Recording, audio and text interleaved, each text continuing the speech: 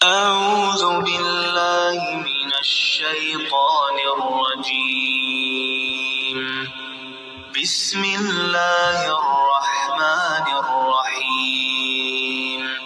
Engineer علی مرزا علی رضی اللہ تعالی عنہ کی تعریف کر رہا ہے، جو کہ کرنی چاہیے، کیونکہ علی رضی اللہ تعالی عنہ ہر مسلمان کے ایمان کا حصہ ہیں۔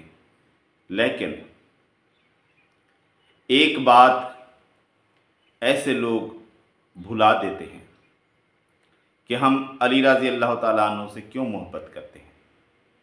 اس لیے کہ وہ نبی صلی اللہ علیہ وآلہ وسلم سے محبت کرتے تھے، نبی صلی اللہ علیہ وآلہ وسلم پر ایمان رکھتے تھے، اس لیے ہم ان سے محبت کرتے ہیں، اور نبی صلی اللہ علیہ وآلہ وسلم ان سے محبت کرتے تھے، اور ان کے بارے میں نبی صلی اللہ علیہ وآلہ وسلم سے کافی احادیث وارد ہیں۔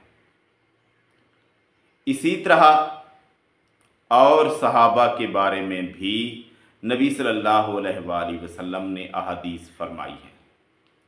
لیکن یہ مرزا جیسے لوگ، اور خاص طور پر مرزا، جب علی رضی اللہ تعالیٰ عنہ کی فضیلت کی بات آتی ہے تو صحیح روایات تو صحیح رہ گئی، ضعیف روایات بڑے دھڑلے سے بیان کرتے ہیں۔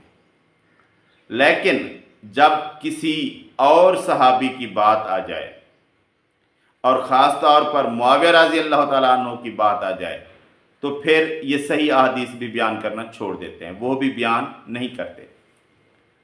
علی رضی اللہ تعالیٰ عنہ کی شان معاویہ رضی اللہ تعالیٰ عنہ سے کئی درجے اوپر ہے، لیکن اس کا مطلب یہ نہیں ہے کہ آپ زیادہ شان والے صحابی کی فضیلت بیان کرنے کے لیے ضعیف روایات بھی بیان کر دیں، لیکن باقی تمام مسلمانوں سے بڑھ کر فضیلت ہوتی ہے کسی صحابی کی، اس کو آپ برا کہتے رہے، تو یہ دوغلی پالیسی ہے۔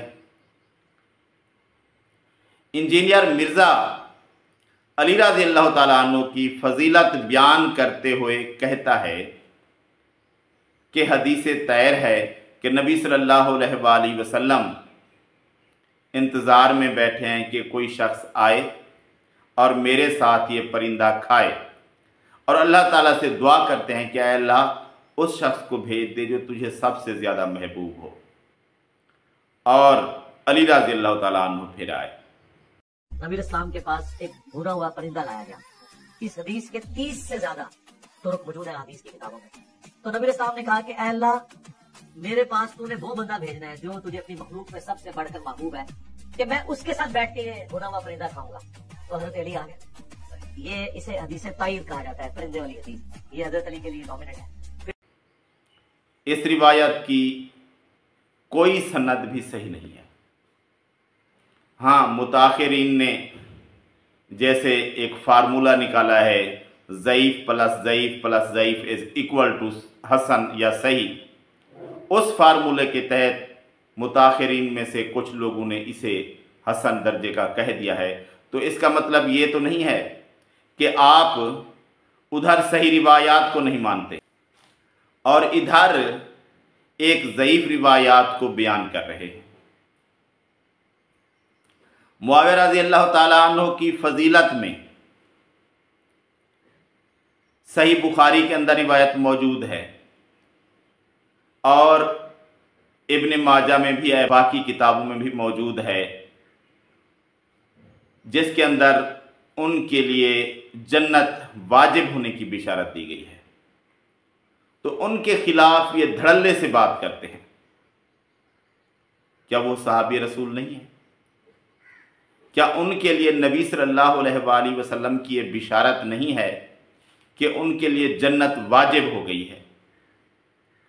پھر ادھر یہ ایسے گھمائیں گے بات کو کہ اللہ کی پناہ، اور ان پر الزامات لگائیں گے۔ بھئی جب صحیح حدیث موجود ہے واضح طور پر، اور یہ بات کنفرم ہے، ابن ماجہ میں دیکھ لیں کہ وہی لشکر جس کے بارے میں نبی صلی اللہ علیہ وآلہ وسلم نے جنت واجب ہونے کی بات کی، اس لشکر کا سپہ سالار جو وہ لشکر لے کر گیا تھا معاویہ رضی اللہ تعالیٰ عنہ تھے، اور نبی صلی اللہ علیہ وآلہ وسلم نے اس پورے لشکر کے بارے میں کہا تھا کہ ان کے لیے جنت واجب ہو گئی ہے۔ تو یہ حدیث ان کو نظر آتے ہوئے بھی نظر نہیں آتی، لیکن ادھر جب علی رضی اللہ تعالیٰ عنہ کی بات آئی تو انہوں نے ضعیف روایت بھی بیان کر دی۔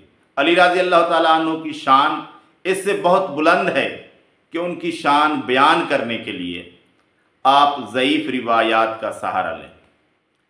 یہ تو ہر مسلمان صحابہ کی شان بیان کرتا ہے، اہل بیت کی شان بیان کرتا ہے، علی رضی اللہ تعالیٰ عنہ کی بھی شان بیان کی جاتی ہے، لیکن جب یہ لوگ اور صحابہ کی بات آتی ہے تو ادھر یہ صحیح روایات بھی بیان نہیں کرتے۔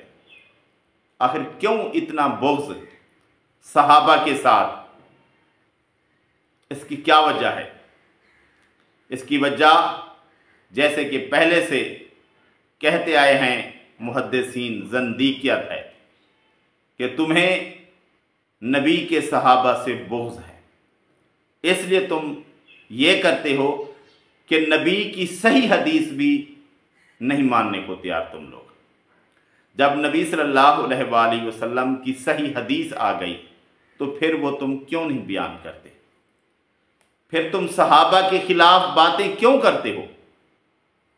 اہل بیت سے محبت کرو، صحابہ سے محبت کرو، یہ نہیں کہ جہاں تمہاری مرضی ہو نبی کا فرمان مان لیا، بلکہ نبی کا فرمان ثابت نہ بھی ہو، ضعیف روایت ہو، مان لی، اور جہاں پر نبی کے فرمان کی صحیح بات آ گئی صحیح سند سے وہاں تم مکر گئے۔ تو یہ دوغلی پالیسی ہے اور کچھ نہیں ہے۔ تو ہم سب صحابہ سے اہل بیت سمیت محبت کرتے ہیں اور سب سے ہی محبت کرتے ہیں۔ فضیلت ان کی کسی کی بڑھ کر اور کسی کی اس سے کم، مسلمانوں سے کم نہیں۔ صحابہ کی آپس میں ایک دوسرے سے زیادہ فضیلت ہے، لیکن ہمیں سب سے محبت ہے۔ ہم اپنی محبت کو کم نہیں کرتے، کیوں؟ کیونکہ یہ سب نبی کے صحابہ ہیں، نبی کے اہل بیت ہیں، ہمیں سب سے محبت ہے۔ ہم کسی کے خلاف کوئی بات نہیں کر سکتے، ہم فضیلت بیان کریں گے، صحابہ پر تنقیس نہیں کریں گے، یہ مسلمان کا عقیدہ ہے۔ اہل بیت پر تنقیس نہیں کریں گے، اہل بیت کی فضیلت بیان کریں گے۔ ہاں، جب بات آئے گی رسالت کا درجہ، امامت کا درجہ کوئی کسی صحابی کو یا اہل بیت کو دے گا تو ہم اس کی فضیلت کو مانتے ہوئے اس درجے کو نہیں مانیں گے۔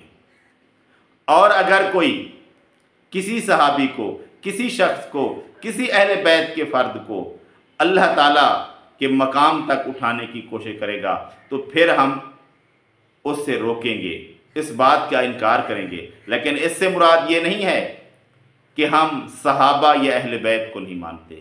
ہم صحابہ کو بھی مانتے ہیں، ہم اہل بیت کو بھی مانتے ہیں، ہم کسی کی تنقیس نہیں کرتے، لیکن یہ بھی نہیں کرتے کہ کسی کی محبت میں ضعیف روایات بھی بیان کر دی اور کسی سے اپنی مرضی سے ہمارا دل مطمئن نہیں ہوتا۔ بھئی تم کون ہوتے ہو؟ تمہاری اوقات کیا ہے کہ تم کسی صحابی کے خلاف بات کرو یا اہل بیت کے کسی فرد کے خلاف بات کرو؟ تمہاری اوقات کیا ہے؟